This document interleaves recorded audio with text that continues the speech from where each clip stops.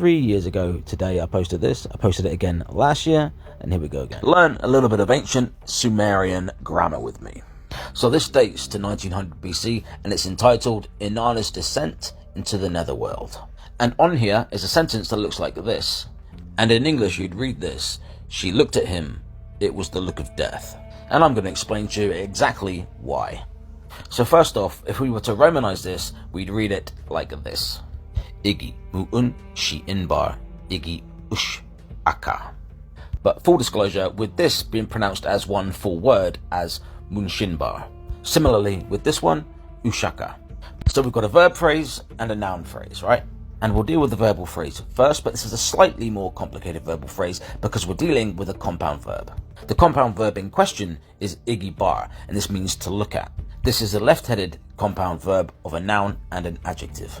But wherein a simple verbal phrase like mu'un do, which means he builds, where the verb to build is simply on the end of the verbal chain. But in the case of a compound verb here, the verbal chain will get squished right in between the compounds of the verb. Okay, so what do these blocks, what do these constituents actually mean?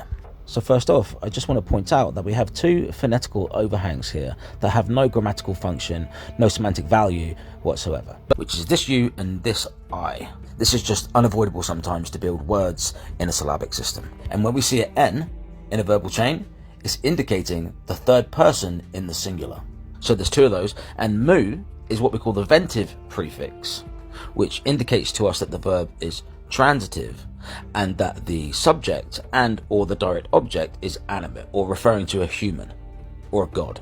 And C is a dimensional prefix, and it's in the terminative case, so it's stating motion towards something. Okay, let's go through this sign at a time and work out what it says. So first off, we've got the compound verb igibar. This means to look, and obviously that's been pushed apart by the verbal chain. And then we see the ventive prefix mu, which is often but not always used with transitive verbs, so we can start looking for a subject and a direct object. So then we have the initial third person, the dimensional terminative case marker, and then the final third person, and both persons are in the singular. So it gets a little bit confusing when we translate this to English, and it seems a little counterintuitive, because in English it almost works backwards. So the final person is the subject, which means she, and the initial person is the direct object, meaning him. So altogether it's saying she looked to him, or she looked at him. So the rest of this is actually the easy part. It's a lot easier than the verbal chain, and this is the subordinate complement clause. It's just adding to a sentence that already makes sense. It's just adding a little bit more information.